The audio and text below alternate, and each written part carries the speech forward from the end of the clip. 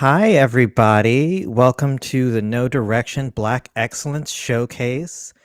Hopefully, the first of many.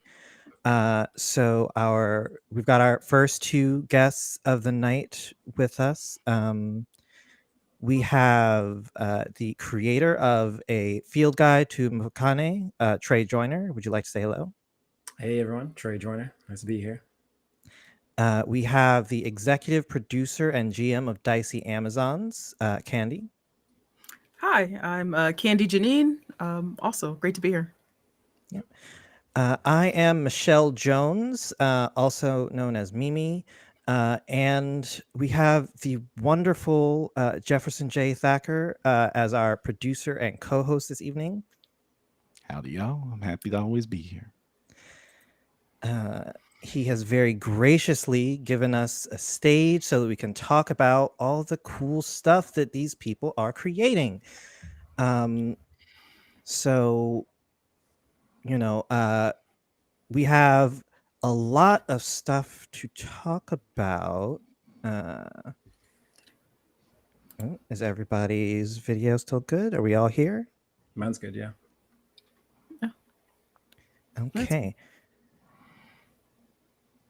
Let's, if you don't mind, I would love to start with Kandi because you do so many things. I feel like every time I turn around, you have started a new project. You started Kids on Hoverboards, which is a kids on bikes hack. You've got Cutthroat, your vampire game. So I would love to just hear about some of the stuff you're working on and some of the stuff that you're excited about. Yeah, absolutely. So my very first game that you mentioned that I designed was Cutthroat. I joined the Utopia's BIPOC Vamp Jam in September. I actually joined it on the very last day of the game jam, and decided that I was going to design my very first game. And I think it was due at like 11 p.m. that night, and I just joined it like at 11 a.m. that day, and my itch account wasn't even set up to like sell games or anything like that, so I had to do all of that. Ended up doing the graphic design as well for it, and then also designing a game that, what was it? I think it ended up being about 5 pages long.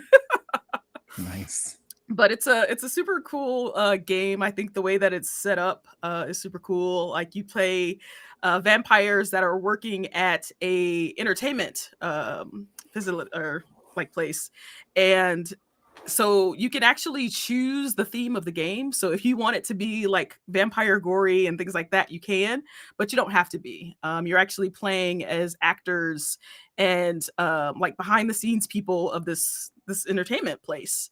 And so you're basically trying to keep your job by the end of this and impress the owner of this place. and so and so depending on who you are, like I said, you can be an actor, you can be like a props person, but you're all in the scene that you create. And so you could be like mobster vampires, you can be futuristic vampires, and there's all these different scenes in this place. And so you get to choose and kind of make up the scenes on its own and basically play out the scenes for this game. And so it was received very well. I got people that were like, because we had done it like so late. It wasn't a lot of time for people to actually to set up a lot of things for it to play it last Halloween. And so I've got some people that are already talking about this Halloween. Oh, I've got so many ideas for this game. It's going to be so much fun. So it was very well received. And with that, I actually ended up getting my first professional writing gig. And so I'm working on a book right now with Cosmic Mirror Games called Confluence RPG.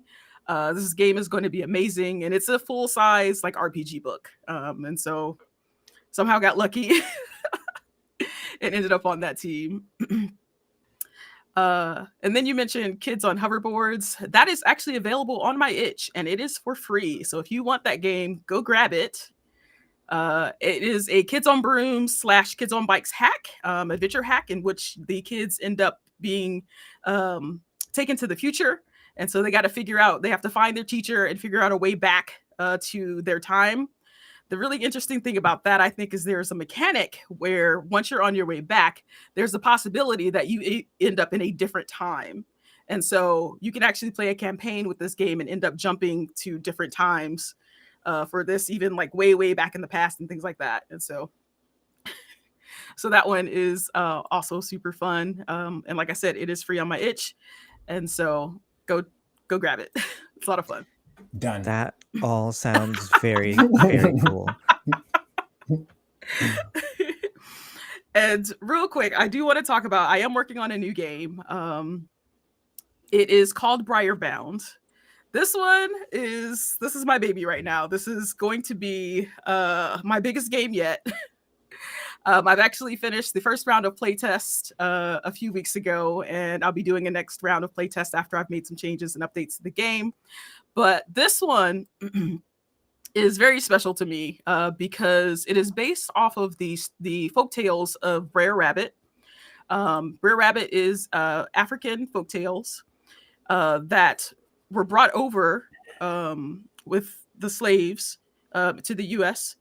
And the stories, unfortunately, were taken by white people, and they actually made a lot of money off of it. They kind of changed these tales, made the stories about slavery and things like that.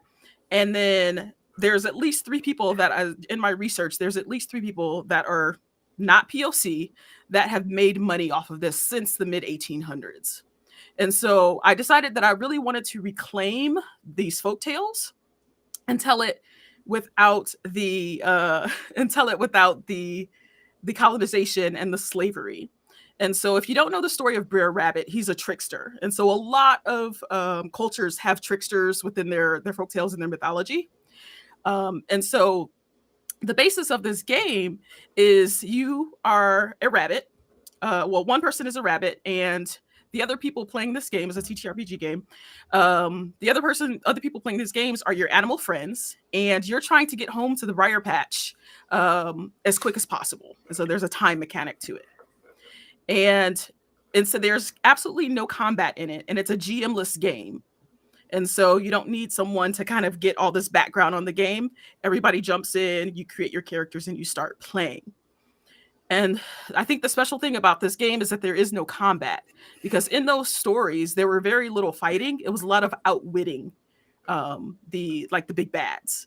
And so I actually came up with a couple of mechanics on how to outwit the big bads in the story.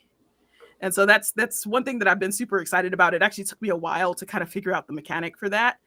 And the people that have played loved it. I was kind of watching their plays and was cracking up the whole time. They were having so much fun and doing so great. And I'm just ready for the second round of playtests because I've added some interesting things, I think.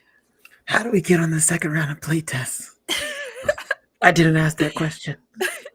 I will talk to you after this. Yeah, that is a very important question because this sounds like an amazing game. You know, just for a lot of reasons. Like one, I feel like GM-less games are really great for getting people into RPGs who otherwise might not, because like I think the hurdle of finding someone to be a GM is where a lot of groups sort of trip up. But also that just sounds like such an amazing concept, because I grew up on Briar Rabbit stories and I didn't even know that. Yeah. So, you know, I feel like I would appreciate that game just as, you know, sort of a, maybe not a history lesson, but just as something to sort of give me some cultural background and sort of, you know, help me flesh out my understanding of things. Yeah. And that's exactly what made it just so special to me. I like those stories. I grew up on those stories. And I like when I started making, you know, like Cutthroat and stuff like that, I'm like, oh, what else would I want to make a game out of? And that was what came up immediately. And so I'm third game already. I'm like, I'm gonna get it done. Nice. Yeah, that sounds absolutely fantastic. And also, I didn't even know you were going to talk about that game, but that's such a fantastic coincidence because Trey, you also took a lot of inspiration from like African history and folklore with the field guide. Yeah. So it's a field guide to Infocani. It's a homebrew supplement to the Lancer Mud and Lasers tabletop mech RPG. Sounds really metal, and I imagine some metal music playing in the background as I say it. But Lancer's a really cool game. It's like a tactical game, kind of like Final Fantasy Tactics, just gamified in a tabletop game, and it's got some strong kind of overtones. I won't even say undertones. It's got some strong overtones of anti-capitalism and just pretty much, mainly anti-capitalism and anti-colonialism. And so I picked up the game like two-ish years ago after transitioning from, I think, D&D, because I wasn't really feeling it, because I didn't feel like it reflected who I was as a person and what I like to enjoy, particularly being Black. And so anyways, I picked up Lancer, and I found some similar components to D&D that it didn't necessarily reflect who I who I envisioned myself as and what stories I envisioned telling. And so shortly after picking it up, I dug deep, and I started looking at, what are my inspirations across my experiences with tabletops. And it's very limited, nothing like Kandi. This is the first thing I've really written when it comes to tabletop RPGs. But I decided to hunker down and dive into it. And so the field guide in Infocani is an Afrofuturist. Someone described it as a Zulu futurist, which it very much is. That's based in the lore and history and of the people in South Africa, the Bantu, Xhosa, and Nguni people in South Africa, and as Zulu as well. And so it just kind of tells a story with the veneer of that culture, but it tells a story of the transatlantic slave trade and how the people, instead of arriving to the Americas and being subjugated for umpteen years, they instead rebelled. And they rebelled with the help of this massive entity classified as a non-human person, or NHP, named Shaka Zulu, and did some really cool things. But it's an interesting setting, and still kind of developing as I go. I'm playing games in the setting and adding to the field guide and adding to my notes and stuff. So it's been a really fun adventure. Yeah, it looked very cool. Like the lore of it, the mechanics of it, the art of it. Like the field guide it's such a great read through. Just like as a Lancer player, I started playing Lancer a couple of months ago, and just like I instantly fell in love with the game. And going through field guide, just saw so many things. Was like, oh, I would love to play with that. I would love to play with that. So you definitely hit the mark there. Yeah. Shout out to one of my friends, Siege. He goes by Siege Fall on Twitter, but he picked up. He got interested in the setting as he kind of dived into the lore and stuff, and he was like, "Yo, like Trey, can I draw stuff for you?" I was like, "Yeah, I guess." And then he like started drawing some of the mechs and stuff, and for I guess a year now we've been just having fun back and forth, and he's been illustrating a lot more mechs in the setting, and we're actually coming up with a not live stream, but a VOD stream here pretty soon. So I'm excited to play with the guy who does my art. Yeah, that sounds very fun. How so, like, playing through something that you have written, I always feel like when I run something that I wrote, it's kind of like a director's cut, because I'm like, I can do things myself that I wouldn't necessarily put in other people's hands. Do you get that feeling? Yes, I do. I think I think by design, the design of the setting and where it draws inspiration from, not a lot of people have a lot of familiarity with it in terms of it's very cultural, and some people I think predominantly why people feel a little taken aback and a little scared to interact with it, because probably because they're scared to be racist or something. I'm not really sure. That's a whole nother problem though. And so there are things that I put in the field guide that are really explicit and try and not make too many assumptions other than that this is an Afrofuturist setting and it, values Black bodies and its storytelling. But when I run it, I definitely take a lot of narrative liberties and I'm trying to think of a specific example, but I don't think I can think of one right now, but I definitely take a lot of narrative liberties. I wouldn't advise others to do so. Yeah, because it's sort of like when you put it together, you know how it ticks, so you sort of know which pieces you can move around without hurting anything. Yeah. I try to break my own game. Kandi, I don't know if you do the same thing with your playtesting and Briar Rabbit, but I try to break it. Yeah, I'm getting to that point where I need to find out if every single part works, and so to do that, you got to try to break it. So for like the very first play test, I'm just kind of like, I want to see if it's fun. There's some, I sent a survey, some other questions on that, but I want to see if the table is having fun. And then now for play test number 2, okay, I'm like, okay, so now we need to really get into this and see, okay, what can we break? Because I want this, like I said, this is gonna be my biggest game yet, and so like I want to make sure it comes out perfect.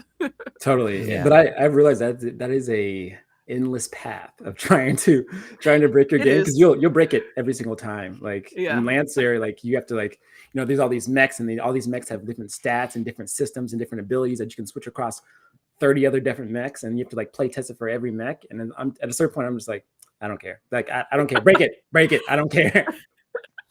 See, so that might be the difference, I guess, between our games, because yours is based off of Lancer, which is a bit of crunch, right? I haven't played Lancer. I've heard of it, but it's a bit of exactly. So the ones that I've made so far are fairly rules light. There are some things, like especially so for Cutthroat, we did the Vamp Jam, and then we did like a weekend playing a bunch of the games that we all had just made, right?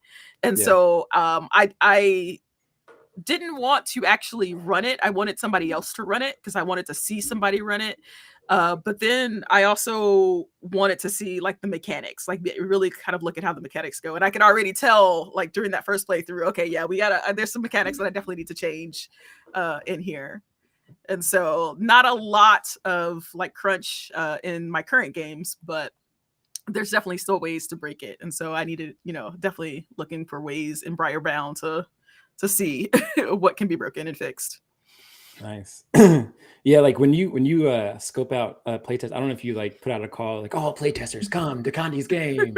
But like I'm just curious, like do you like specifically look for people who are like really meticulous about their words, or like people who are really meticulous about how like the story flows, I guess? So this is the first game that I'm actually doing official playtest for.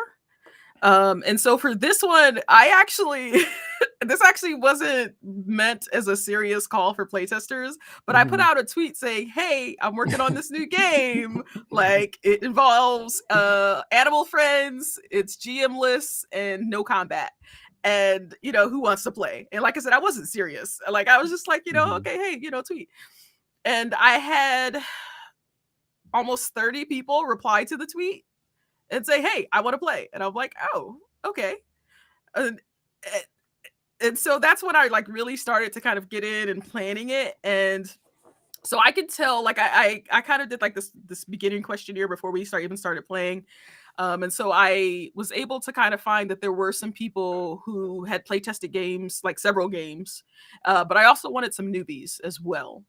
And so I actually ended up with a fairly good mix of people to actually play test this thing, and we're just going from there, really. Nice. Yeah. Like I for the field guide, so like I run the server on the like a adjacent adjunct server or whatever on for Lancer. It's like sub server or whatever. It's like their main server is Paladin, and I run another one.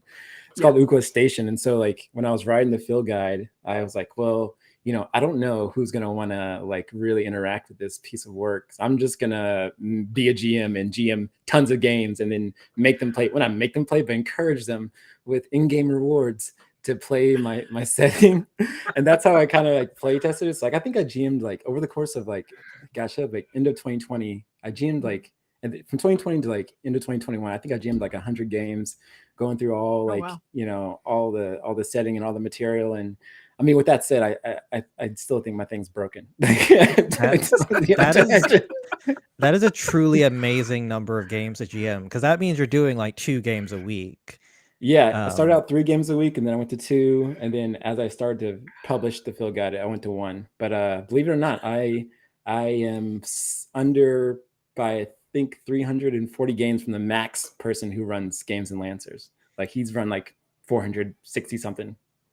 That's amazing. Yeah, over the course of 2 years, 5 games a week. Bruh. It's crazy. I know. That's exactly truly impressive. Like I wish I could get to the point in my life when I could do that, honestly. But same. we do have a question here from the chat that I think is a very good question. Given you think your game will always be breakable, do you think inbuilt flexibility is important to deal with such situations, even after you achieve the best balance you can? Which I think is a very interesting question. I would love to get your take on that. Kandi, you want to take this one? Let's see. Because mine are so rules light, I don't think I think it'll be fairly balanced in the game, because it's heavy role play. I think that's where the flexibility comes in my latest game is going to be the role play. And so for me, like as far as breakable and like the mechanics, I think it'll be fairly easy to find a decent balance in Briar Bound. Yeah, and I would say for Lancer, it's kind of hard to be flex. Well, I'll say the Lancer is one of the most flexible games I've ever played, like TTRPGs I've ever played, because you pretty much get to be level 10 at level 1, because you get to switch across like all these different weapons and all these different licenses from all these different companies. And so, I think it's inherent that the flexibility is there. But like Kandi said, like I definitely think that that real flexibility from what I've written really comes from the narrative. And so like specifically in the field guide, I added in these cultural throwbacks called sangomas, and they're in Zulu culture. They're doctors and singers and prayers and priests in many ways. But in the field guide, I use them as like these backwards storytelling, like circuitous kind of mystical beings, like mix a Jedi with like I don't know, like a doctor, I don't know, something like that. And so like these sangomas will tell the story, and it's largely just inform the GM that, hey, this field guide, the way the story progression is meant to go on is kind of, harkening back to that oral history in many cultures in South Africa. So like you can make up whatever you want to make up, just make it a riddle. It might be true, it might be false, it could be anything. And so I think really that flexibility comes more so from like the narrative, which is really hard to break anyways. Yeah, I definitely agree that like I think the more narrative your game is, sort of, it's like if you're playing a very narrative heavy game, it's like I jump to the moon. It's like, okay, that doesn't mean anything. You do it and it's cool, but like whereas in like a very mechanical game where it's like I jump 800 feet, it's like, okay, that has a specific meaning, and you just did something you should not have done, but you did it. So like most of my RPG work is for Pathfinder, and in Pathfinder is also a very like crunchy game, and it's a game with a lot of customization, where I think Lancer and Pathfinder 2nd edition have that overlap.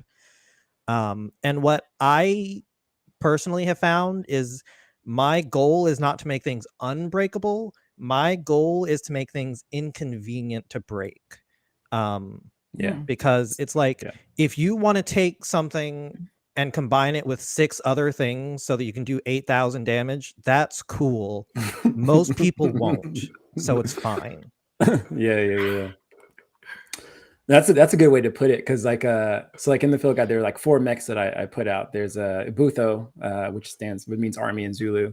There's Chetswaya, which was the last king of the Zulu people. Amadalozi, which is like means spirit, and Grutsang, which is like that's an interesting story about the Grutsang, but I'll probably tell it later. But anyways, so there's 3 options. Once you level up, you can get different options in these various levels, and if you really wanted to, you could go, you could pick up all the options in the Butho, you could pick up all the options in the Groot Slang, you could pick up all the options in the Chetsuayo, but it's almost dumb to do it. Like, why would you do that? Because it's like investing so much things in something that, if you want to be a melee mech, why would you pick up these things in these like range mechs? And so it's like definitely what I hear what you're saying. Like, you could break it if you really want to, but like, why would you do that? Why?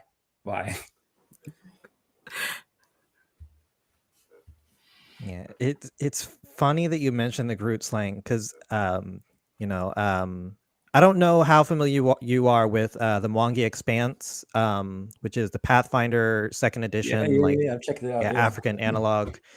Because the Mwangi Expanse has a Groot slang, and it is the worst thing in the world. So Oh, no. Wait.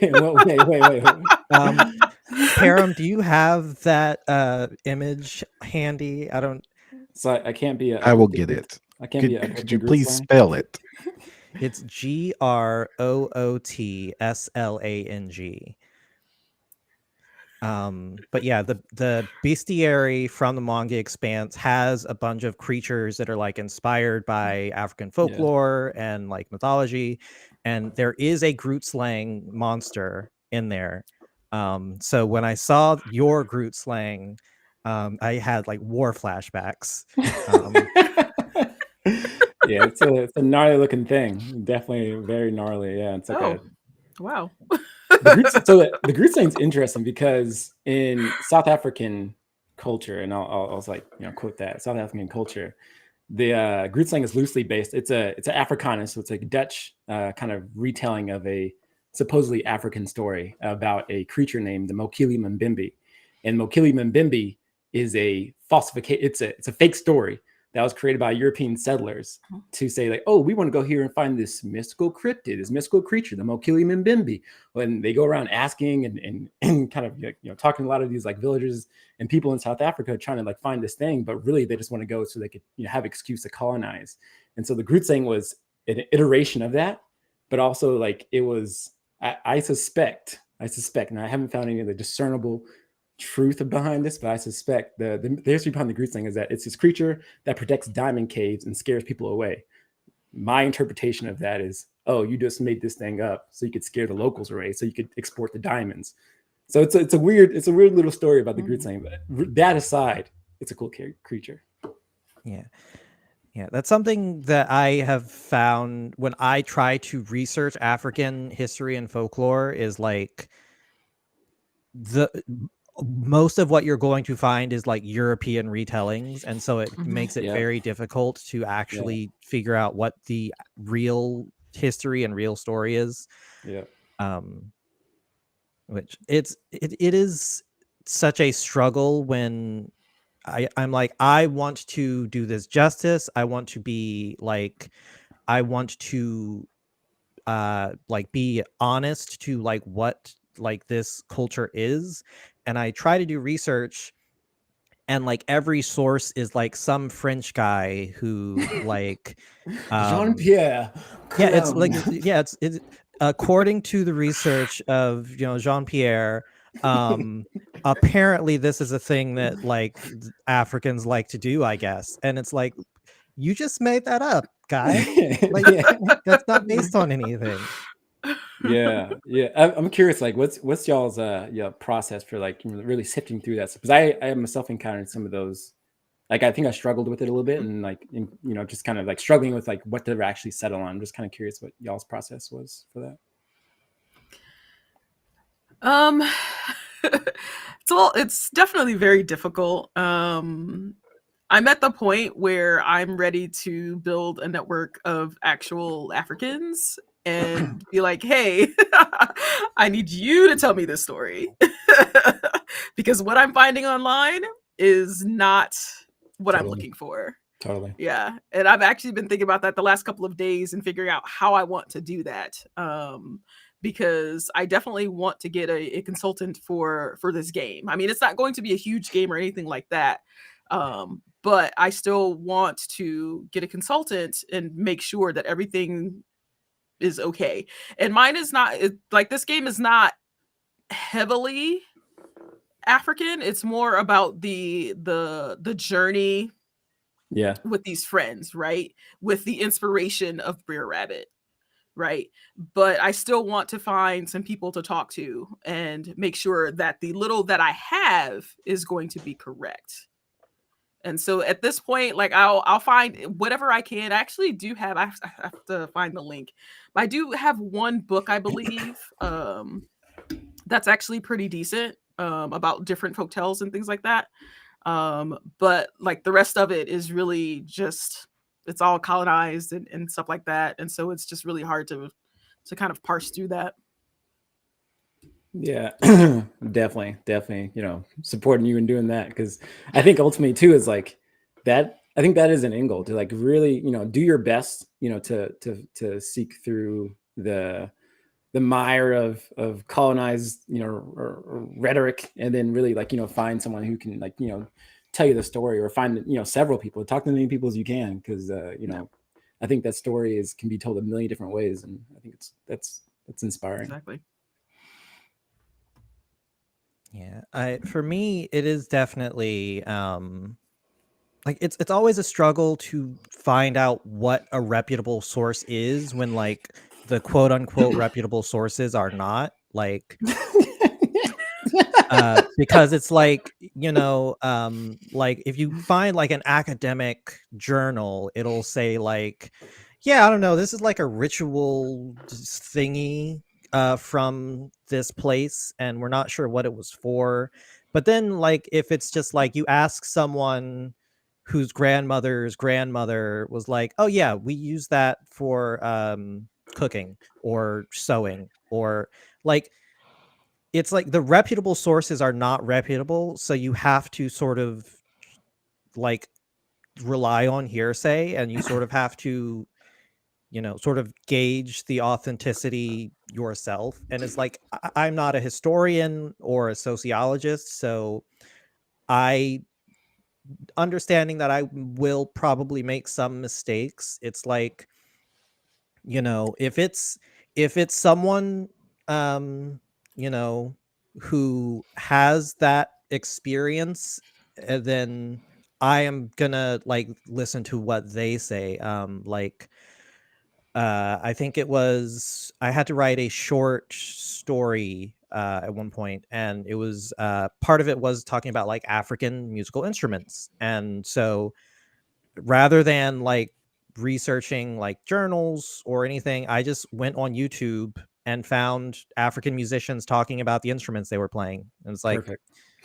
yeah, like a YouTube video might not pass like a MLA source, but it's good enough for what I need, because this is a person talking about their own experience. I totally feel that, Michelle. Like, I personally believe, and it's just my perspective, that we place way too much emphasis. I think just culture, and I think American culture in general places way too much emphasis on the truth and like factual sources, because that I think it's largely a cultural thing that's been impressed upon as a norm of society.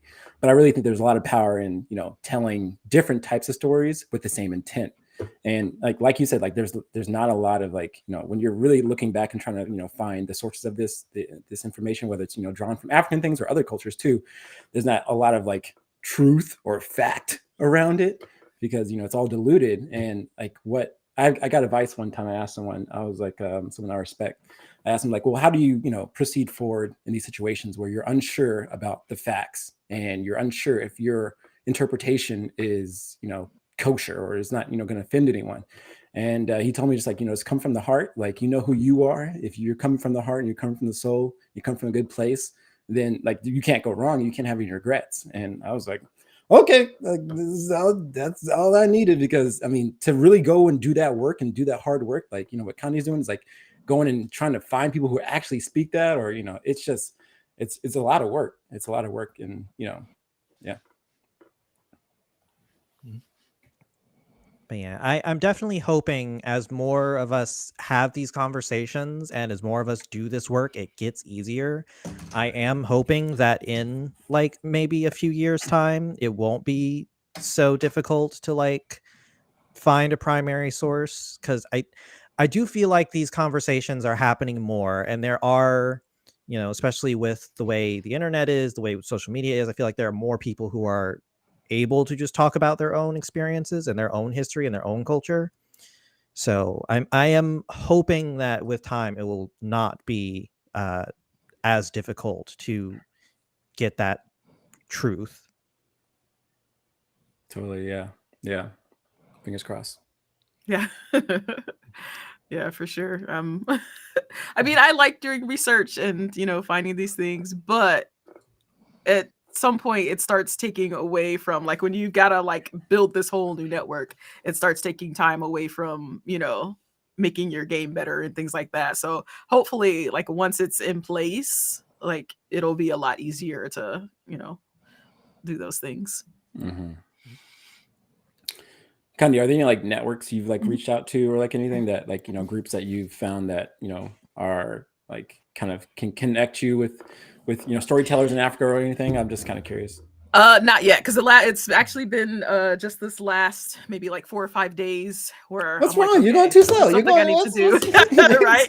Speed it up. Seriously, if you knew how many other projects that I'm working on. Oh no, I bet. Yeah, I've got like my next 3 years probably like full Oh. at this point. Dope, I mean, dope, it's all stuff dope. that I want to do though, so you know.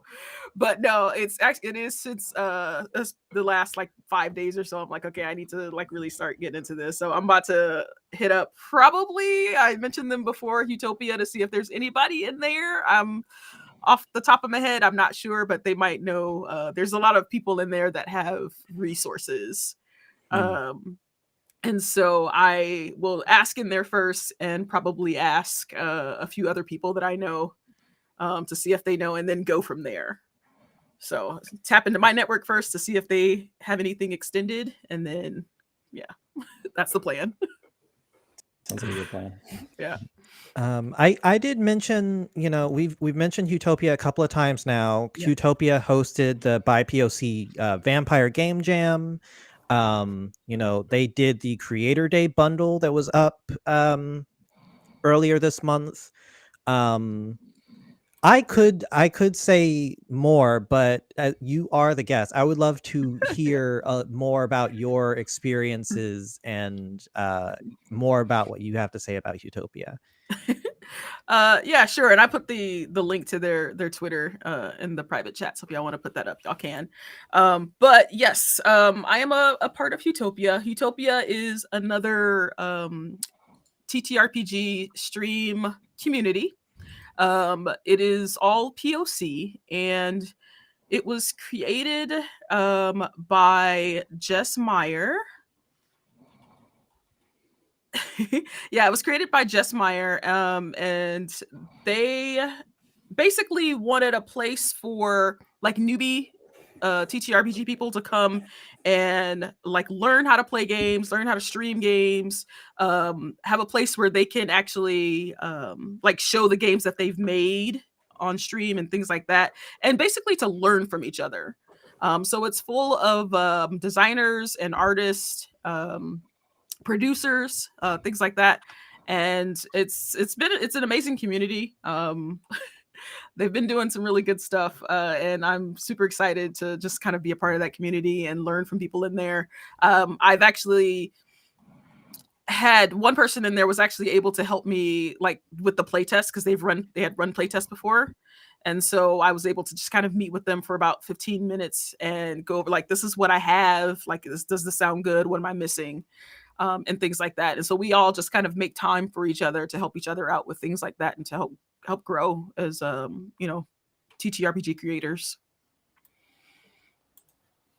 Yeah, I think as like as TTRPG creators, so much of what we're doing is new. Like, RPGs have been around for 40 years, but like, you know, the actual plays, the streams, the marketing, the crowdfunding, all of these things are relatively new. And so when we are all isolated, we just kind of end up reinventing the wheel over and over again. And like, especially as, you know, Black people, generally, we have less ends, we have less networks, we have less, you know, support. So we end up, doing a lot of unnecessary work. And one thing I appreciate about Utopia is, it's just a place for people of color to come and be like, yeah, no, this is a wheel. It's round. Here you go. You go ahead and put 4 of those on and you're good to go. And it's just such an amazing resource for like BIPOC game designers, actual play actors. It's just, I appreciate it so much.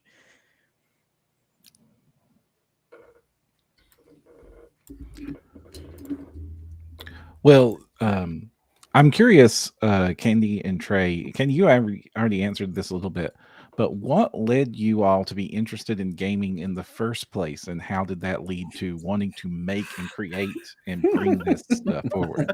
Sorry, it's a standard question. I got a wild. Go ahead, Kandi, if you have a story about it.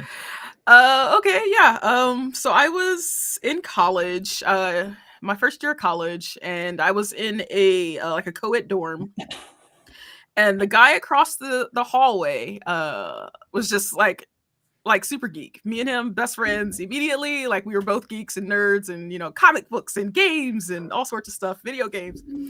And so I had heard about like Dungeons and Dragons, but I had never played it.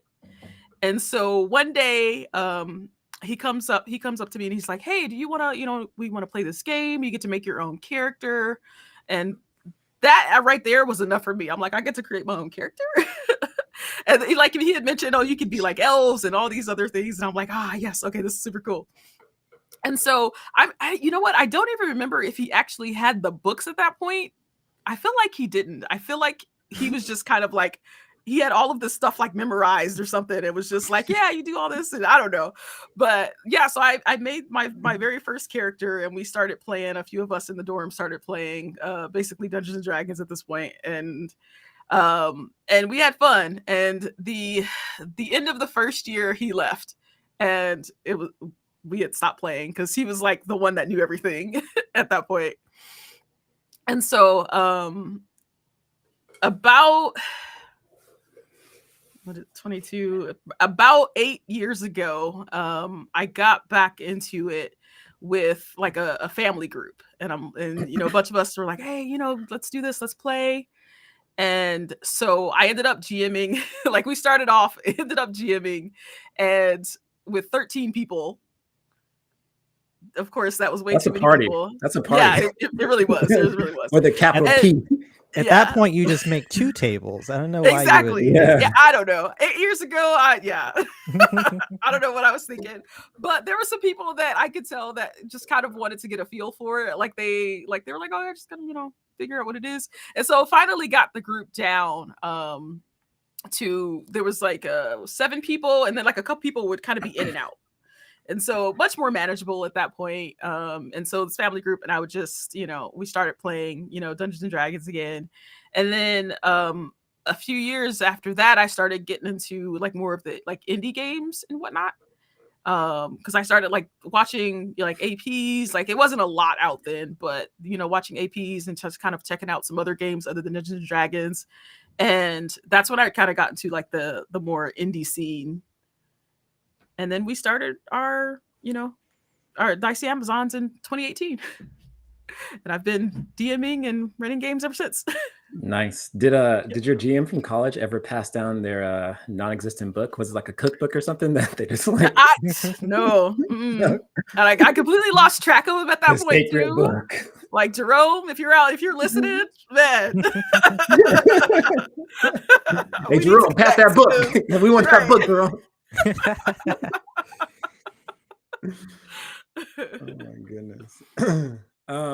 Yeah, let me see. My story is so like this was after college. I did AmeriCorps for a year in Knoxville, Tennessee, and it was like a big AmeriCorps group. And there was a buddy of mine who we both knew each other were nerds, and we just like never really confessed our nerdyism to each other. But one day he was like, "Yo, Trey, what are you doing right now?"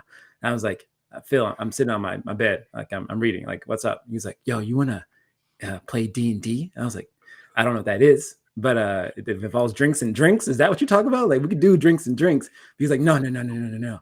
there's this Craigslist ad, and it's advertising a D&D. I was like, you're gonna get me killed. Like you're gonna get me killed, Phil. Like what the hell is it? And this is Knoxville, so it's, it's not like super friendly in some parts of the city or whatever. So anyways, it's this Craigslist ad from this chef who was like, yo, at this called the Players Tavern, and it was pretty close to me. It was up, so we ended up going or whatever, and I didn't bring any weapons on me. I was like, can I brave it? And we went upstairs to his the top bedroom because he lived in a duplex. And when I went through the door and I saw what he had set up, I was just like blown away. He had a TV on this screen, a TV on that screen, a huge table with like 8 seats, and then he had like a meal out in front of us too. He was like, "Welcome to the Players Tavern." I was like, "This sounds very cool." And then I just like after that, like we played. I think we played the. What's the thing? Gundren Rock Seeker, whatever that first thing is in D&D, whatever the hell that is. The starter kit. Yeah. Mines of Fendelver. Yeah. I created a Afro Samurai pretty much, and I missed every attack, and I think I missed shooting a goblin in the knee, and I was pretty bummed about that. But when I got home, I was like, I'm gonna redeem myself. I'm gonna go home and write this massive backstory about my character. And I ended up writing this long backstory that didn't really come into fruition or anything. And I think we played for maybe half a year, but then I eventually just kind of after seeing this, he was a good GM too, but after seeing his story and stuff, it just, for me, it just didn't really reflect what I valued as far as like I want to play something that highlights my culture and highlights me, or highlights highlights my culture essentially.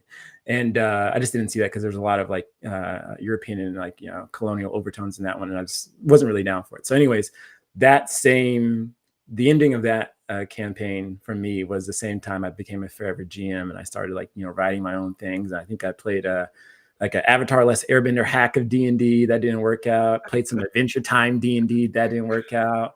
I found Genesis, which was really dope because Genesis was like before I found Genesis, I played like Star Wars RPG, which is really good because it's got space. You can't really see cultures in it. It's just kind of like like it's got some different vibes in it or whatever.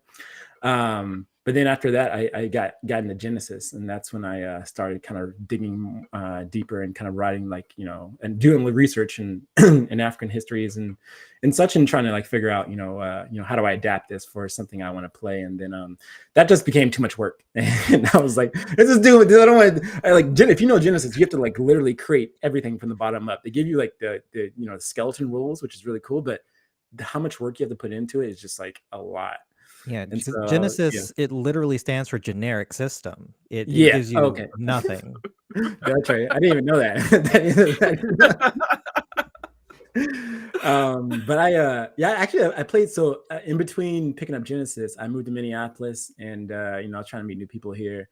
And then I started like an all black Genesis group where we played my setting, which was Hatima, the Broken Lands, and it was just like a bunch of different cultures around Africa or whatever. And it was kind of like Numenera, but just like in Genesis or whatever. And then I think that just kind of what happened was COVID hit, and then I stopped playing. I picked up Lancer. that's what happened. That's what happened. Yep, that's. And then COVID hit, and that's what happened. Is relatable. Yeah.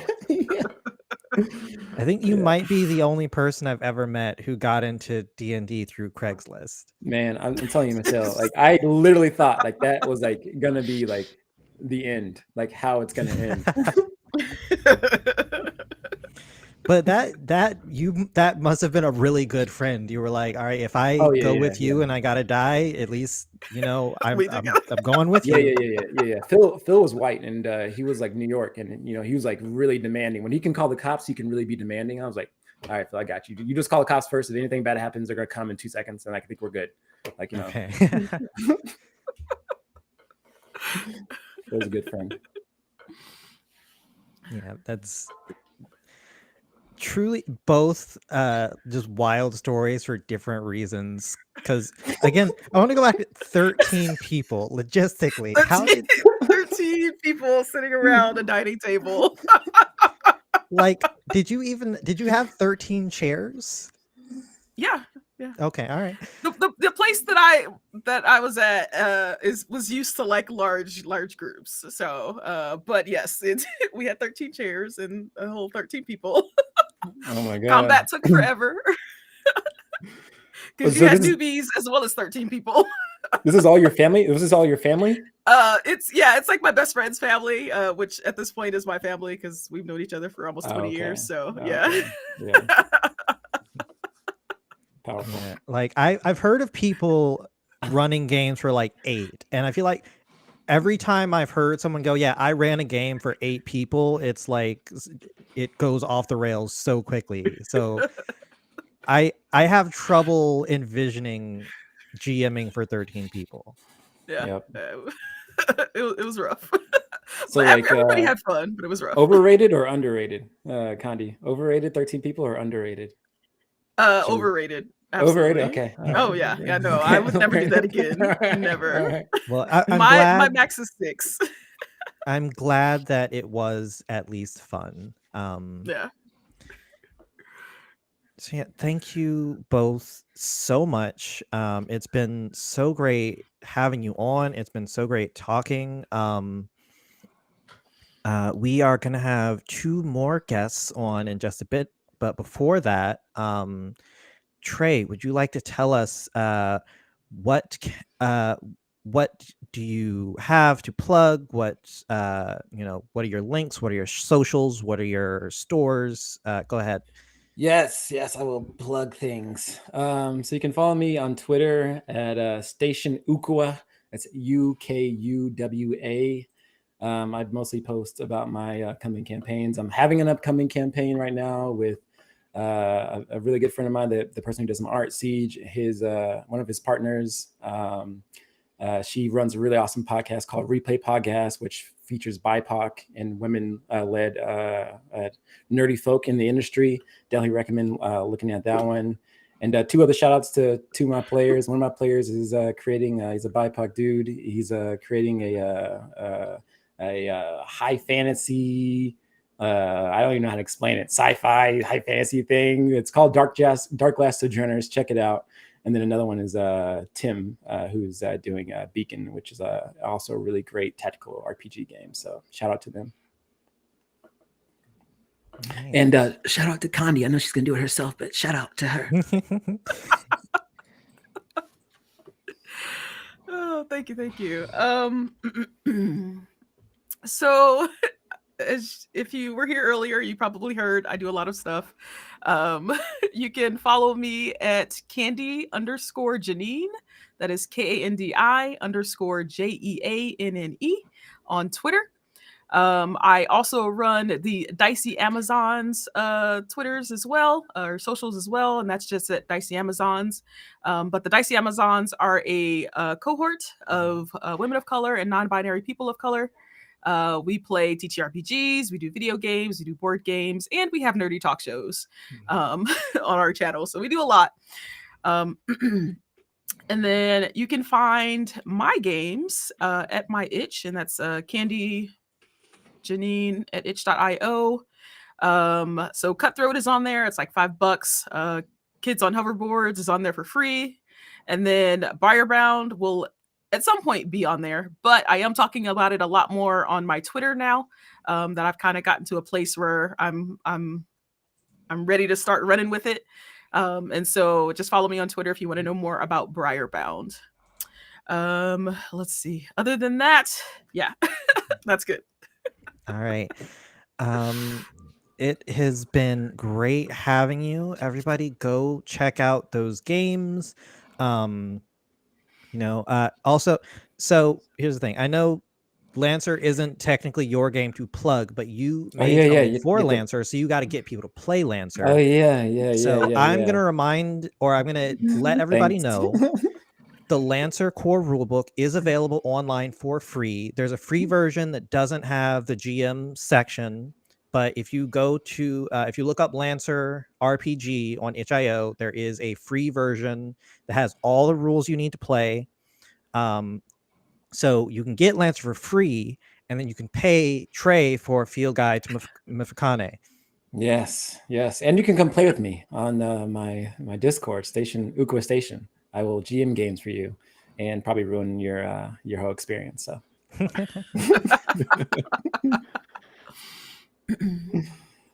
right. Thank you both so much.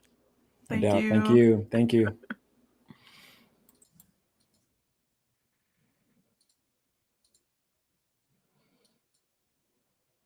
Hello. So Hey. now we have the host of the Secret Nerd podcast, Navaar Jackson. Say hello. Hey, how's it going? And we have RPG veteran and author of Spoken on the Song Wing, Quinn Murphy. Hello. Yeah, Quinn, you've been on the show before. Navaar, this is your first time, but Yeah. it's great to have both of you on. You know, we in the first half of the show we got to talk about a lot of indie RPGs, which is great. We got to talk about some Lancer, we got to talk about some Genesis, but now we got the Pathfinder crew. That's right. I don't know if those really hand signs for Pathfinder, but I'm just going to Yeah, pretend they are. I make a we P now in have there a somewhere. official- Yeah. Well, listen, if whatever hand signs we throw up, if we do it with confidence, people will assume it's a thing. It's So true. That's True. we have that. Well, you know, privilege. I'll just pretend I came out of Guns and Gears. Yeah. All right. So, it is great to have both of you here. So Navaar, you have your own show, where you also do a lot of work to feature, marginalized creators, BIPOC creators, queer creators. I would love it if you could tell us a little bit about it. Yeah, definitely. So I created the show in the summer last year. And yeah, my goal was just to basically show people out there that, these games are for everyone. And of course, I'm not the only person doing it, but I just, felt like I had something to say, something I wanted to say for sure. And I hoped that I would find a way to bring it out of other people as well. And so far, so good. It's been growing a lot. And it's been nice to just meet a bunch of amazing people, creators of all types, sometimes just people who play games and do other stuff. And definitely a focus on diversity and inclusion, and just trying to spread positivity and make a great place for folks to come together and listen to stories about other people who may or may not be like them. Yeah. I was recently a guest on Secret Nerd podcast. I had a Yes. great time. So just throwing that out there. So I'm a little bit biased, but it is an awesome show. Something Thank that you. I really appreciate. Something I really appreciate is I feel like on a lot of these sort of RPG talk shows, you kind of hear the same stories and same experiences a lot, which is not a bad thing. Yeah. We're all in the same field, so we have a lot of overlap. But what I appreciate is because you talk to so many different types of people, like you've talked to like voice actors, you've had like players, writers, like because you have this like breadth of talent that you interview, I feel like I hear so many different sides of things that I don't normally get to hear. Yeah. It's been a lot of fun that way. And I think what has been really interesting for me too is like not only that, but then the locations of people and how that changes their experience in how they get into TTRPGs, what their first game is like in a lot of cases. For a lot of the people who are POC, like, whether or not they had other POCs to play with when they were growing up, and whether or not that played a factor into like if being a nerd was okay or if it was just like a general thing. So there's so many different like aspects of that.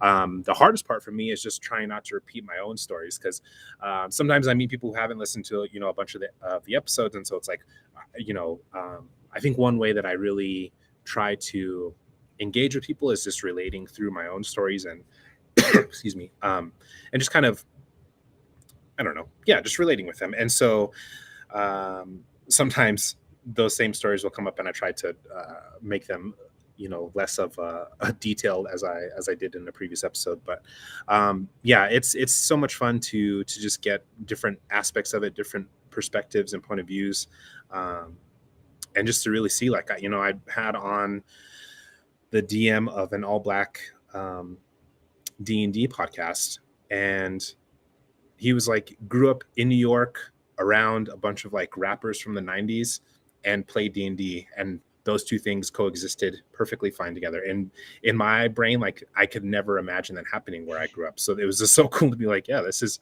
incredible that that this could happen. But yeah, it's so much fun.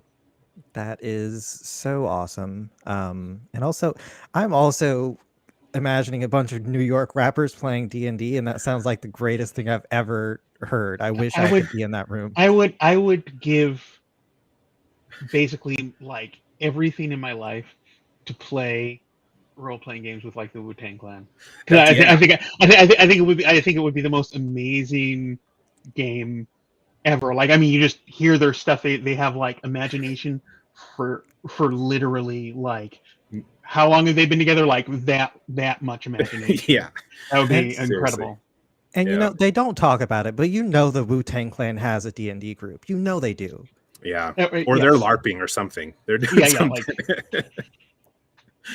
Yeah, 100%. So it's just, I mean, it's interesting to see, that those different aspects of it, and to see people come out and, get excited about a story that resonated with them or whatever it is.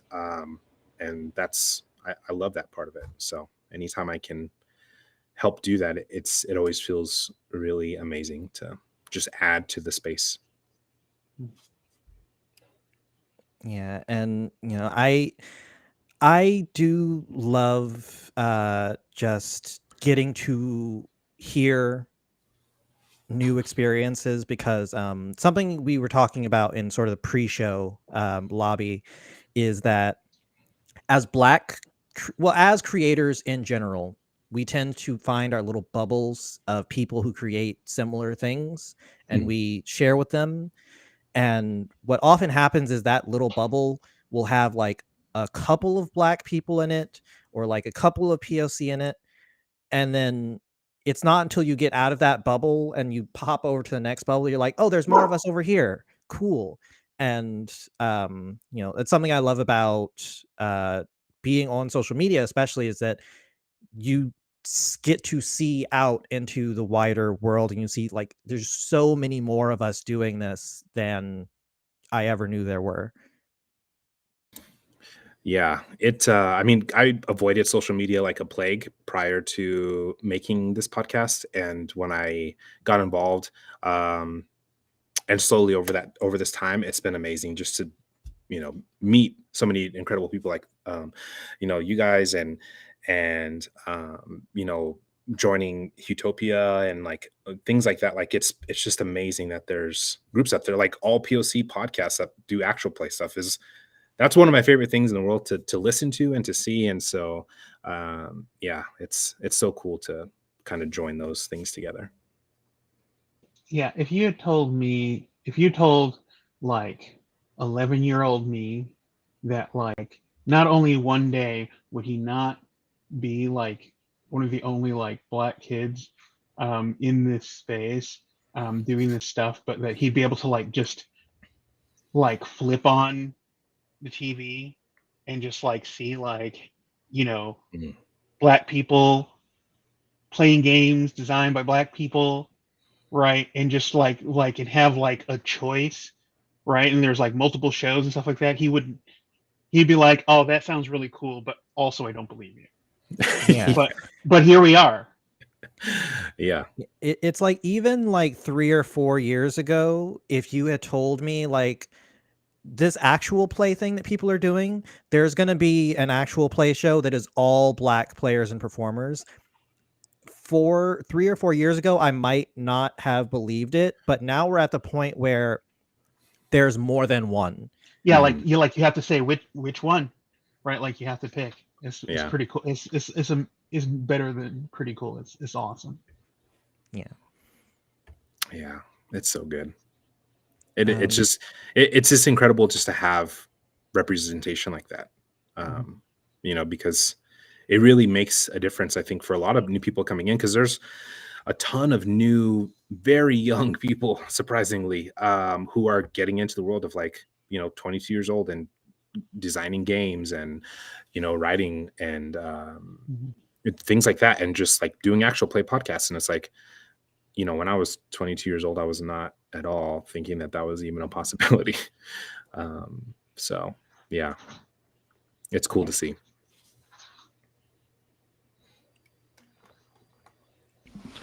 So, oh, sorry. Go ahead. No. With your podcast, Navaar, do you have any favorite episodes or guests or something like really surprising that our listeners might want to like be their introduction to what you're doing? Oh, that's tough. I love 99% of the episodes that have come out. And that 1% is just like, I won't get into it, but it's tough. Like, I mean, he's on here, but like when I got the chance to talk to Quinn Murphy, that was insane because I never even knew that there was Black designers out there, and couldn't imagine it. And I didn't honestly expect for him to even say yes. So it was like, it was just so cool because I just created the show and I was like, I don't know what's going to happen. But I think, anytime that somebody's willing to come on and just like really share deep stuff, I think is always so incredible. And just getting those really perspectives. But I mean, you can seriously, I would just encourage anybody. Well, I would first encourage you, because obviously it's my podcast, to go listen to the beginning and start from there and just listen on. But you can always just go through and look at the show notes and see, I kind of just give like different clips of like what we get into.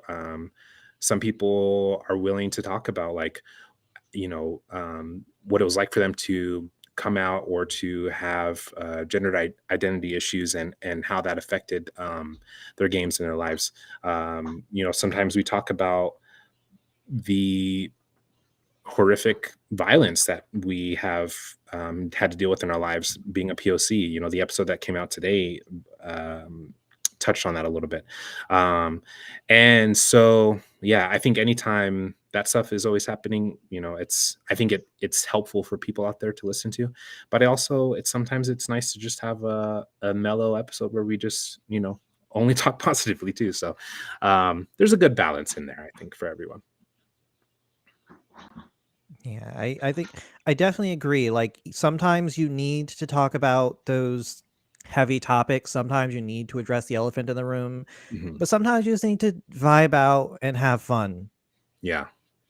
Yeah. And it's so for myself, it's always just a matter of kind of doing my best to be like a very active listener. And, if I bring something up and the person I'm talking to doesn't like latch onto it, then I just move on. I don't try to like pressure people or push people into situations. If I'm ever asking a question I'm just very curious about that we haven't brought up, I always, let them know, like I can take it out if we need to.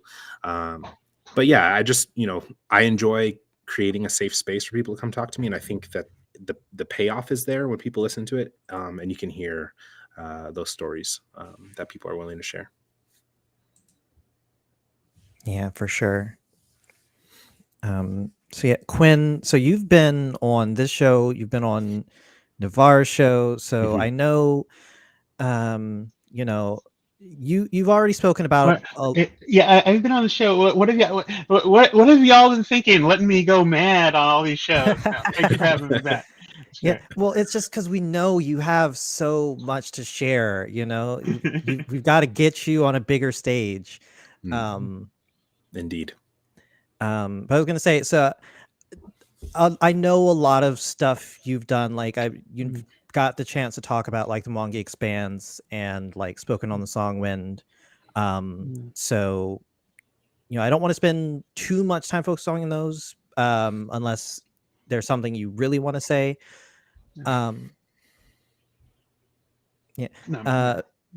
But what I really want to talk about is just your sort of presence in the RPG sphere, because I feel like so many people look to you for like advice and like about like just like your insights into writing adventures, into being a game master. You know, whenever I see you talking about games on Twitter, I take notes because you always share your insights in a way that is helpful to new players and to even experienced writers. Um, do you? I guess how does that feel for you? Like having those eyes on you. Do you feel like? So I mean, the perfect thing about Twitter is like you don't really have to like feel eyes on you, right? Like I just, it's very weird because it's like sometimes I have Twitter is like kind of like my therapeutic space. Like when like I have something on my brain and it's like I'm trying to like do my day job in like computers. I'm trying to like write stuff and like write like books and like design games and like do all this other stuff, and then there's like some theme that like gets in my head and it's like I just, oh my god, I'm just gonna like chew and like ruminate on this thing all day, or I'm gonna get on Twitter and I'm gonna just like be like, look, this thing is like tearing away at my brain. Here's kind of like what I've been thinking about it. Here's where I've got everything, and then I just let forth, and it's almost always amazing that anybody pays attention to it. It's just kind of, but I mean, but I do it also in the spirit of like it's not just a vent. Like I have something in my head to express, but it's like if I'm going to express it publicly, right? If I have stuff that I'm just like, ugh, like I've got too much emotion to be rational about, and then I like, I talk to a literal therapist or like, people who are close to me. But if it's like something like creatively where it's like I'm trying to sort of sort it out, and it's like, well, how can I express this in a way that gives myself or others tools, right, to do it? Like I feel like I feel like one of the things that's poisoned RPG discourse over the decades I've been involved with it is that everybody's looking for like the answer, right? And there are if there was an answer in RPGs, it would have been discovered. We'd all be playing one game, right? And no, I don't want to start a fifth ed D&D conversation about the one game, right? But like if there was an answer to RPG design, we'd have it, we'd do it, we'd play it, and move on, right? But the fact is that RPGs are maybe the most personal game design space of all games, right? They are made for different psychologies, right? And different like rules land in different brains differently, different procedures, different settings. They all like work for different people, and so we keep trying to come up with these like universal rules for everything, but when really what we need are lenses. We need sort of like ways to see what's in front of us, right? And then from once you can see a thing clearly or in a useful light, then you can actually determine what you want to do with it. And so it's like these days it's like I spend a lot of time just trying to like offer lenses, right? Because I think those are truly useful, scalable things for anybody. And it's like I don't want people to think like me. I want them to hopefully use something that I put out to think like themselves, but in like a kind of like a fixture, like, oh, if I do this through this lens, cool, I can make my whole other thing that like Quinn never thought of when he even like offered this. And like that to me is like the best thing. And when it happens, it's like, it makes me want to cry. Like it just like, when someone's like, oh, that you were talking about that thing, and then I did this thing with it, and you're like, like, oh, holy cow, that's so amazing. Yeah, I love that, and I love that idea of like offering lenses. Because I agree. I don't want to give people answers. I want to give people tools. And I think my favorite thing is when people use those tools in ways that I never envisioned. Mm-hmm. Yeah. And that's what like RPGs to me are. That's like one of the things that keeps me coming back to them as a player and a GM and a designer, is that like there are these tools for not, I want to say just telling stories and being social, but like they've grown into like so much more than that. Like with the rise of like actual plays, there are like tools for like kind of for like people make stories for other people, for like a third party audience, and then we can enjoy the story. We can enjoy stories and the people that are making the stories, right? Like, Dimension 20 is like one of my favorite APs out there, and they do such a good job at letting you enjoy the process of the story being made, right? And so there are all these like different kind of like things that it does. Is it, RPGs are the most human games you can play, and that's like, I don't know, that they will always hook me because of that. Yeah, I love that, truly. Yeah, it's amazing. I think now too, I've seen a lot of is people making games specifically just to explore emotions or things like that. Like, which is something I definitely would have never thought. You know, even like I don't consider myself like a war gamer by any means, but I do enjoy, you know, I enjoy playing combats. I don't know that I enjoy listening to combats as much because it's hard to keep track of sometimes when you're doing stuff. At least for me. But yeah, it's interesting now that there's spaces where people have created this stuff to like, you want to just explore a relationship on a one-on-one game. Like, here's a game to do it. Here's some mechanics. Go have fun. And it's cool just to see how people are kind of running away with some of this stuff. I'm curious, especially from your two's perspective, like Quinn, you've been in this space longer than I have, and in Navaar, you're exploring so many different perspectives in the space with your podcast. Where do you want to see the TTRPG space go from here? Like, where do you desperately want to see change and growth? More people playing Pathfinder 2e than 5e. No, but honestly, I think just similarly to what Quinn was just saying, I think just like a place where it's not about which game is better or who designed that single thing. It's just a matter of like creating, like people having the space, the inspiration, the liberty, and the desire to like want to create really amazing stuff and just share it, and like people being open to the idea of playing something that's not just their D20 giant game, because I love Pathfinder 2, but I am exploring other games, and it's just the game itself is the fun part, right? If like getting around with your friends and playing a game that you're all interested in is a super fun thing. I don't run like horror. I don't really run horror games on Pathfinder. At least I don't think so. And I've been playing Delta Green lately, and me and my home group is just, like, we're in love with the game.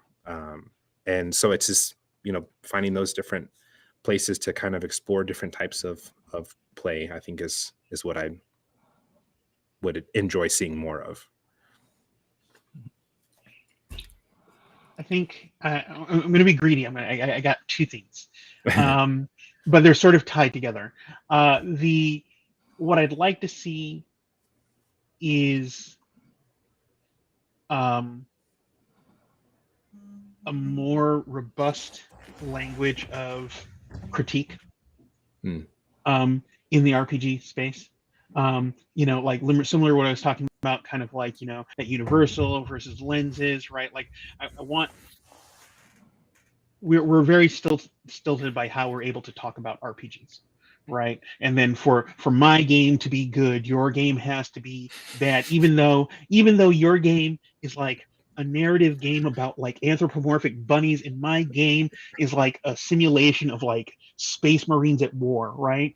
Right? Yeah. Like these aren't even the same game. They're not in the same planet. Let's please stop talking about them in reference to each other, right? A game to talk about language to talk about games in reference to themselves, right? Because then that lets us then find the different sort of qualities and like isolate qualities and aspects of games, and it helps raise the bar on design, right? Because there's a lot of great design going on, right? But it's going on in like islands and pockets from each other, and we don't have a good language of critique and analysis. So this stuff just happens far away, right? These, hey, people aren't like there are tons of people. Here's my Pathfinder plug. There are tons of people missing out on like sweet, elegant game design because they're just like, oh, it's just like D&D. It's freaking not. Right. But but because we're divided, we don't get there, right? And similarly, there are people who aren't seeing like beautiful kind of like indie game stuff that because they're like, well, I'm just safe where I'm at, right? And then along with that and sort of associated with it, not directly tied into it, but like there's an overlap, is I want more safety in games, right? We have safety tools and things like that, and that's good. But I feel like when I scan over social media, it feels like every other day there is some person being kind of like a bad actor, and not just being a bad actor, but a person with a lot of power being a bad actor, and then they sort of like whoopsie, and they make their mea culpas, and then they just sort of slip around, and then till everybody they log off for 3 months till everybody forgets, and then they come back on, and they sort of poison these spaces, so so people don't feel kind of safe to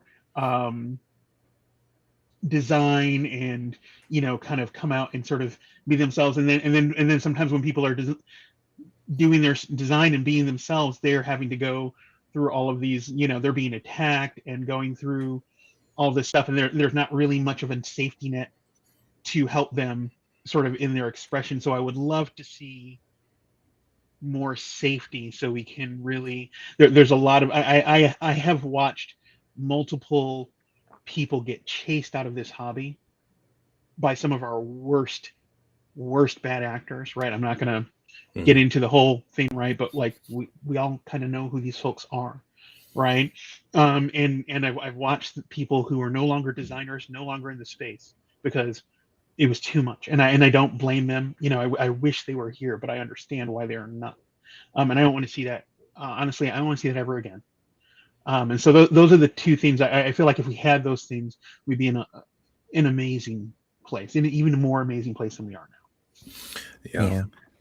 I think along those lines, now that you mentioned that, one thing that I felt, one thing I went through in the first like 3 months was kind of joining the TTRPG space, and then feeling like, oh, like people are using these like hashtags and like saying like, oh yeah, we're inclusive, we want to like bring everybody together, and like feeling like those were just empty words. And so I think I would love to see more people actually like live that, like create spaces that felt safe for POCs to go into. Like I talked about Utopia, and that's one that's obviously like doing the actual thing. But there are other spaces that think that they are that and are just not doing that. And I think that for me, while I wasn't going to just walk away, it was very disheartening at times to be like, okay, so you said this, but that's not actually what you mean. And I'm still like kind of floating here on an island trying to reach out to people and create essentially my own community at the time of just like, whomever was actually going to be genuine. And so I would love to see more people doing what they actually say they're going to do. I think that would be. Yeah, absolutely. Yeah, I 100% agree. Safety is something that we need more of. We need to be thinking about like, people who you deal with online are not screen names, they're people, and we need to treat each other like people more. You know, it's definitely not always that simple. But I absolutely agree. We need more safety. And to touch on something you said, Navaar, um, it is always troubling, like being a person of color in like majority white space, and feeling like you have that responsibility to sort of make the space better for the next person who comes in, because it's just such a heavy weight to put on anyone, and it does sort of feel like being held hostage, where it's like, if I leave without doing this work, then someone else is going to come in and have this bad experience, and like, so now I'm putting it on myself to make sure that doesn't happen. Yeah. I think one thing that I've tried to do, because I still do hate social media, like it just sucks, and it's just kind of draining. There's times, obviously, it's really good. Like, I wouldn't have met all of you without it, but yeah, doom scrolling is a real thing. So what I was going to say is just like, I think what I've tried to do now is just like, anytime I find new POCs who are like kind of just joining the hullabaloo of everything, like reaching out to them and being like, not saying like, oh, don't talk to these people or whatever, not trying to do any of that, because I think people should be able to make their own decisions and their own relationships, but definitely just being like, I will listen to what you've got or check out your project and then do my best to try to lift you up. And so a lot of times, like, that's what my Twitter account is just like boosting other POCs in the space, or other marginalized folks in the space, in whatever small way I can, just because I think it's important to not feel like you're on an island, especially if this is like something you're passionate about and you want to get into it. Like, you don't want to experience that burnout, within a couple of months, because you don't feel like people are really taking you seriously, I guess. Yeah, exactly. Yeah, I think the hardest time I ever had,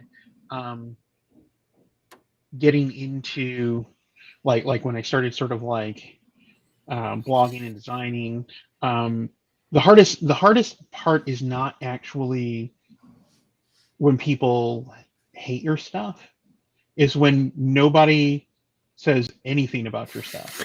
Right? It's like when no one will spend any time with anything that you're doing, or like try and engage it and all. And like, one of the things is like I try and do is like I try and keep sort of my eyes out for things, and to be that, I mean for my own blogging, it was like I was doing this 4E blog for like months, just sort of writing out my stuff, and it was like literally somebody who I'm now like really good friends with, like kind of like stumbled across it and was like, oh my god. And they were like, they were like a really popular blogger in the space at that time, and they were like, oh my god, I found this thing, you should check out this thing. And then it's like, like I remember one day, like my traffic like went through, like it went from like 0 to like hundreds of people, and it was like, what is going on here, right? I saw the refer, and you sort of, it's like, I don't know if I ever will do those kind of numbers,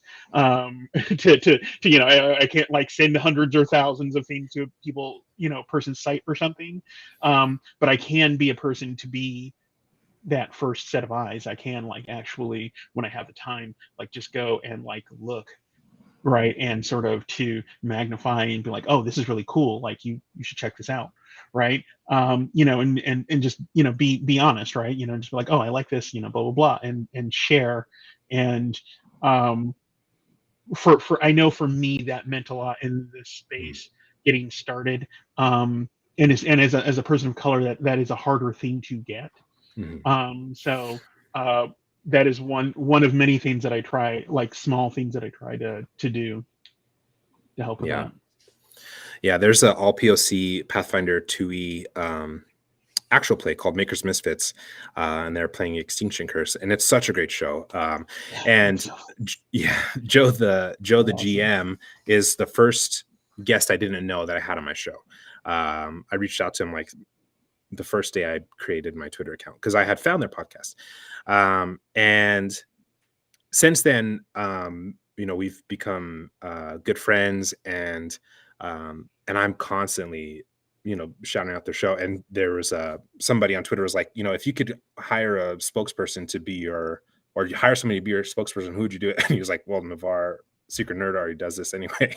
And it's true because any chance I get, anytime I'm on something, I'm always like, hey, people should check this show out because it really is a good show.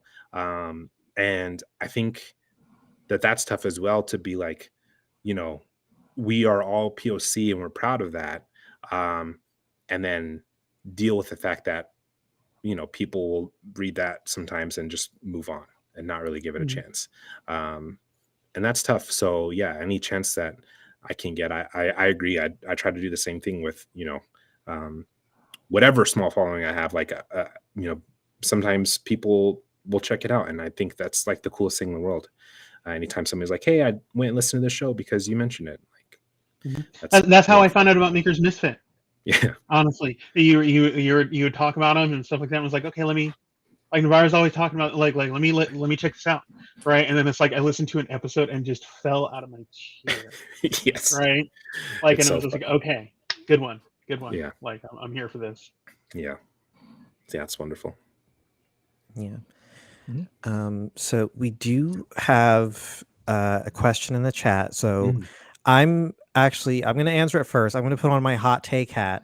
Okay. And then I'll let you weigh in. So I think this is in reference to talking about like people claiming to have like POC safe spaces. And it's how much is people being disingenuous versus oblivious to the reality? And how can we address the latter? Something that I often say is that being ignorant to bigotry is a privilege and it is a choice. Like, if you are someone who is, even if you're not online, if you look at the news, if you are just looking at the world around you, you have to keep making the choice over and over again to not be aware of like certain things. And, we don't always know what we don't know, but I think I think a person who claims to be oblivious is being disingenuous. And nobody's perfect. Everyone makes mistakes, and not everyone is going to know the specifics of the right things to say and the right things to do. But I think a well-intentioned person who cares about doing the right thing is not going to use being oblivious as an excuse. Yeah. I think, as well as that, I think, I had a guest on who we were talking about like, well-intentioned people who were doing this, and it's, and they said, it's not just about being well-intentioned, it's about being anti-racist. And I think that's an important thing to think about when you're looking at the space, because I think that plenty of people, it's easy to just write BLM on your Twitter account and never look back. You know what I mean? Like, but, are you actually supporting POCs and Black people? Are you like actually, and I don't always mean like monetarily, because not everybody can do that. Like I'm a father with 3 kids and not high paying job. Like I can't just dish out money left and right either. But it does mean like, are you giving their shows a chance? Are you checking out their artwork? Are you telling other people about it who might be able to do something about it? Or are you just saying that you do these things and then moving on? And I think, in the small sphere of obviously this TTRPG Twitter space, if you will, like that's kind of the easy, one of the easy ways to do it. But I think, it's really about like, how are you even having these conversations with people? Are you reaching out and trying to uplift somebody when you see that they're trying to get something off the ground? Things like that. Yeah, I think in a similar vein, my own internal metric on this is I kind of have like a little like sort of like a performance to resolve ratio meter. It's like a really weird device stuck in my head. Is I would show you on a cross section, but it was, your viewers don't want to see this. But like basically, it's just like how much energy are you spending talking and performing, and how much energy are you spending doing a thing, right? And like because the actions that you do are actually, like, you can throw a big performance, but that like actually takes energy, right? Like, throwing up the, coating yourself in BLM and doing all this other stuff, right? And saying the words is important, right? Like if you can't like say the stuff, right, like you probably won't do the things. But after a certain point, you really, the more important stuff is the day to day, is the sort of all sort of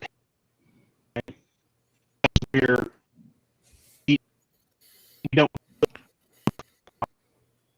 for you right hour, so like build it like day after day, by you helping people doing the other stuff like that. And so for me, I tend to focus on just those sort of actions, and I tend to, for my own safety and Rose and Colors, I see sort of non-marginalized people being too loud and not have like a ton of like I can't see a ton of like supportive actions. Like I have to just, it's really judging them, but I was just like, okay, like also don't feel particularly safe, because especially if you're making a lot of noise, then you're also bringing a lot of heat. But if you're gonna, sometimes a lot of people make noise, they bring a lot of heat, and then when it's time to actually do the work of like protecting the people that they've drawn fire to, they're ghost, right? Been in that situation before. Don't want to put myself in that situation again. Yeah, absolutely. So another thing that I often say is I have a very specific definition of ally. And you're going to hear this again because I did a podcast and I say the same thing on that. My definition of an ally, whether it's like a white ally to me as a black person or a straight ally to me as a queer person, my definition of ally is someone who would take a bullet for me. So like all of the other stuff, like, saying the right words and like, holding out the posters, all that stuff is great. All that stuff is good.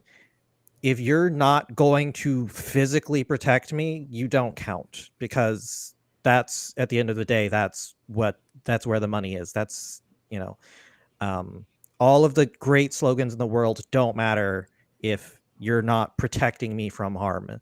So, it's not an easy bar, and it's intentionally not an easy bar, and it's not something that I would ask of everyone. But I think if you want to call yourself an ally, that is the standard you should hold yourself to. Yeah. I think one last thing I think I'll add to that too is like knowing when not to talk. I think Quinn, you kind of talked about that too, but like there's a lot of times that, I have on my show, like platformed a lot of people who are part of the LGBTQ community.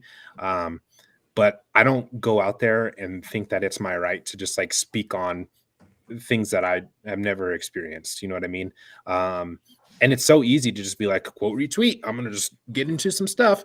But, I think there's a lot of times, even if I feel like, hey, you know what, I have an anecdote that I could probably share. Like, is it my place right now to take up somebody else's space? 99% of the time it's not. And I think a lot of people could really benefit from taking a second to think about that very thing and being like, is me saying this thing really that important? Is it going to actually benefit anybody, or is it just going to take up space that somebody else take away space really from somebody else? And so, yeah, I would just encourage anybody who is thinking about that, just like take a second and think about it. Because if you're really not a part of that community, like, you probably don't need to say anything right now, because it probably is not going to make a difference, and it's really just going to take away eyes from what's important. And social media makes it so easy to get like instantly mobilized. Like you've got like a theme in your head, and you're like, yes, I'm gonna like stamp the button, and you're just like, hey, like I literally just like have rules of discourse for myself for social media, so I don't do those same things, right? Where it's just like, hey, does this thing need to be said by like right now by me, Yeah. right? Or could I? Is there somebody else that I could just like, oh, this person is saying the thing who's in the group, and like I can amplify their stuff, right? I can be part of what they're doing is being like stepping back. Yeah. Yeah. Yeah. Thank you for sharing that, and thank you for validating my hot takes. I'm sad that you don't actually have a hot take. I'd never be able to take it off. I mean, I wouldn't be able to put it on to begin with. But once I got it on, I wouldn't be able to take it off. I mean that's a whole other separate problem. I'm just saying the first problem is we got to get you the hat. Yeah. And then we'll deal with the second one. Yeah. But yeah, I do enjoy having this conversation because I think it is a very important conversation, and I appreciate being able to like use this platform to talk about it, but we do also want to get paid. So Navaar, let's talk about The Last Detective. Yeah. So The Last Detective is my first ever game that I've created. I had a wonderful creator on, Lex, goes by Titanomachy RPG on Twitter, and they created a system with D4s, and did a game jam. And during the interview, we were talking about it, and they were like, you should definitely just give it a shot. And as we were talking, I was like, oh, okay, I can kind of see how this would work. And so, yeah, I created a game where you play the last detective anybody would want to call. The reason I made it that way is because it just has like 4 degrees of success and failure. So you could really just roll a 1 and just bomb out. And I think if you're professional at anything, you probably have a much less rate of failure, probably. Anyway, so I made it that way. And and so you play as a detective. You can decide if you want to be a private detective, work for an agency, whatever it is. But essentially, you go out and try to solve a murder. I created a table to create a murder if you're not somebody who thinks about murders all the time, which is hopefully most of you. I created basically just a way that you can kind of roll some d8s, and come up with what happened, where it happened, did anybody see it, how many other victims are there, to make it like a serial killer type of deal. And it's a lot of fun to play. It's very much narrative based because it's kind of like whatever decision you decide to do, and then you roll when you need to roll. And what's really cool is that a gentleman out of Spain enjoyed the game and is translating it into Spanish. So that is very cool. Your first game and you're already getting like international localization. Like, I have no idea how it happened. I wish I could give tips to people, but just the pull that you have, like the sway, this. Yeah, it's really exciting. I mean, when he approached me about it, I was like, yeah, that's amazing. I don't and what's really cool for me, especially, I live in New Mexico. I live in a state that is Spanish is our second language.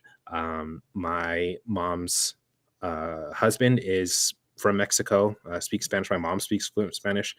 My wife is Hispanic, and so like to be able to add something, whether or not people play, like I think it's just cool that there is now a game that people who don't speak English can just pick up and play soon. The Spanish version hasn't come out yet, but I really love that idea. And yeah, also True Detective or The Last Detective was my cop out of not making a true crime podcast because I don't like them and I don't want to make one. But they are very popular, so here we go.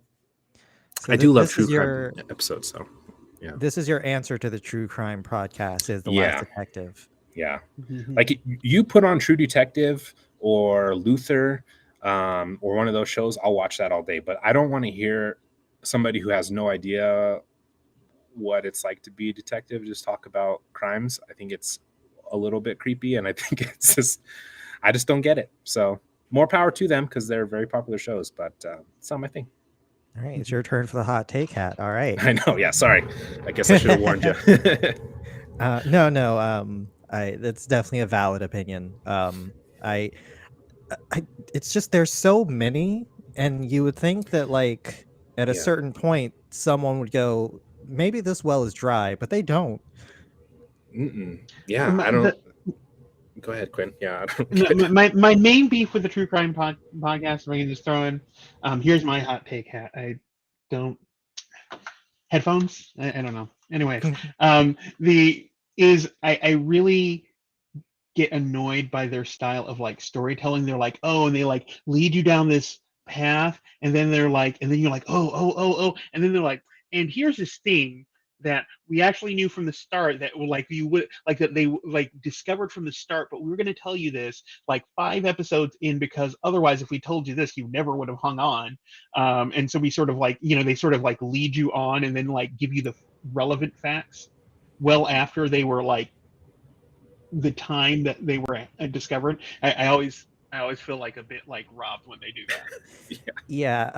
I was having a conversation with my girlfriend because she was listening to a podcast. I don't remember exactly what it was about, but she started listening to the podcast while I was in the room, and I heard it, and I like left, and like a couple of hours I came back, and it's like, okay, so what happened? And she said, oh, I don't know, I'm only on episode 3. I'm like, what do you mean? Like, it's a historical event. Why is it a full season? I could just Google it. It is public record. Yeah. It's just so weird. It's just like I don't understand. Like these serial killers have like brutally murdered and did terrible things to women and other folks, and it's just like, why would you want to platform them? Why would you want to like bring up this stuff? Like, why are you so fascinated by it? I don't understand the psychology of it, and I never will. But yeah. Like put Idris Elba on as a detective in London, and I'll watch that all day. It's just that's entertaining. Yeah, first season of Luther, great. Feel like it does sort of meander a little after that, but anyway. Quinn, are you aware of how hard it is to find ways to give you money? Yes. Okay.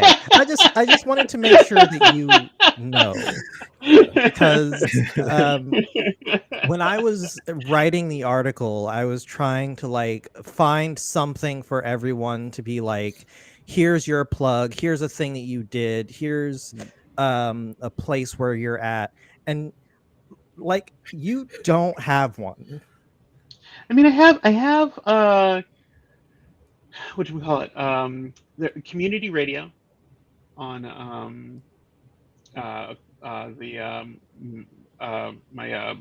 have a PayHip site and a Gumroad site. I'm trying to move everything to itch.io. I just have to sort of get off my butt and do it, and I have to like bring my site. I've been like a very bad internet guy. It's like so weird. I just don't. I find like I just work on stuff, but I'm like not selling much these days. You know, I am working on a few things that can I talk about the Paragon mode? Yes, please. Okay, so this is the thing that is like I'm like surprised how excited people are about it. I am very excited about it. It's coming along really good in like play testing and everything. But it is Paragon mode is basically a set of rules for playing one-on-one I've even used it 1-on-2 games, like for like down like 2 players. I will just like use these rules, and then but for Pathfinder 2, and basically it is like it's like a pretty simple yet elegant sort of framework for making it so you don't have to adjust all the numbers, right? Like my goal for it, my goal for it is that you could basically play with a single player like an adventure path and not adjust the adventure path encounters very much, right? Like the only thing you'd really have to do is like for certain like victory point system things like chases and stuff like that, you'd crank down the number of rolls because you don't need like one person rolling, the same time as a group of 4 for like a chase scene. But other than that, you don't have to, you don't have to adjust the encounters or any of the other stuff like that to make the math and basic assumptions work and still feel like Pathfinder. And to go with the chat, 1 person with 1 character, so you don't have to also play like it's not 1 person playing like a whole party. So that's been going along in playtest really soon, really well. I am actually currently trying to finish up other projects that I cannot talk about, but are really cool. But I'm hoping to get that like out and released on like Pathfinder and Infinite like this summer at the latest. That's my target. Yeah, I know that. I know all about that redacted life. Mm-hmm.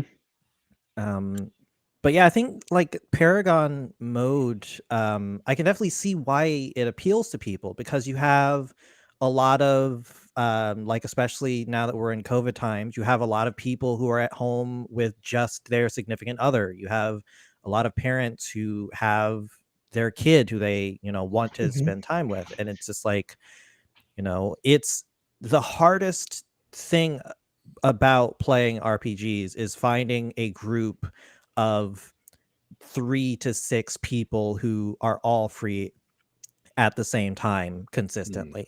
And so like when you reduce that to be like, we can just do it with the 2 people who are here, it's definitely like it's liberating, to not have to like go and hunt for players.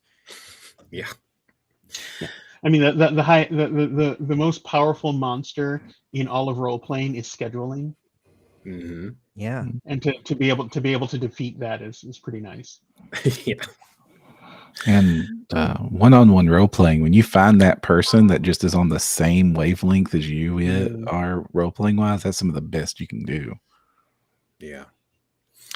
Yeah, it's really cool. I mean, like, especially for myself as a person who there's like 2 constants in every episode on my show, and that is I'll talk about Pathfinder 2e and I'll talk about how I hate Twitter. And so I'm introducing a lot of people to the idea of playing Pathfinder 2e, but I'm one person, and like I said, I have a family, so I can't always schedule that stuff. So while I have 2 one-shots out on the show, there's still a lot of people that I want to play with. And this is like something that I could be like, hey, like, we are both individually available on this day. Like we could do this, and I can run this. I can run a 1-shot for you. And we don't have to wait for, 3 other people to all have the time linked up when we're living in different places across the United States. Oh God, time zones. Mm-hmm. The number of games I have that start at like 8:30 and 9 p.m. because all the other players are on the West Coast. Yeah. I do it because, I love it. And also this is my job kind of, but wish I wouldn't give to start games at 6 o'clock. Mm-hmm. All right. Well, it has been so wonderful having you both here. Thank you so much for, like opening up and sharing your thoughts. If we could just get some plugs real quick to close us out, your socials, your stores, whatever you want. Quinn, I'm going to point at you first, because I'm going to bully you into putting links on your Twitter so people can buy things from you. But for now, where can people find you? You can find me on Twitter at QH_Murphy. Like we mentioned, I did the second Adventure Path, second book in the Strength of 1,000 Adventure Path. Just go get the whole Adventure Path, right? And because it's really good. It's really good. And I in upcoming stuff, I have a small but really cool part of Book of the Dead. I can't say now, but I will be able to say soon. And the Book of the Dead is just amazing. So get that too. And I guess that's it. And bullying noted and effective. I actually need to get off my butt and do that stuff. So I will get the links. Navaar, what can you Yeah. plug for us? Yeah. So my biggest thing obviously is my show, Secret Nerd Podcast. You can find it wherever you pod. And please subscribe and leave a rating and a review if you're on Apple.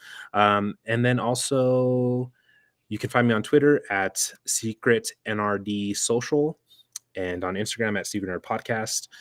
And yeah, if you want to check out my games, just go to Navaar, NAVAARSNP, like Secret Nerd Podcast, .itch.io, and you can check out The Last Detective. And I imagine hanging out with Quinn and Michelle long enough, I will continue making more games. So keep a lookout for that.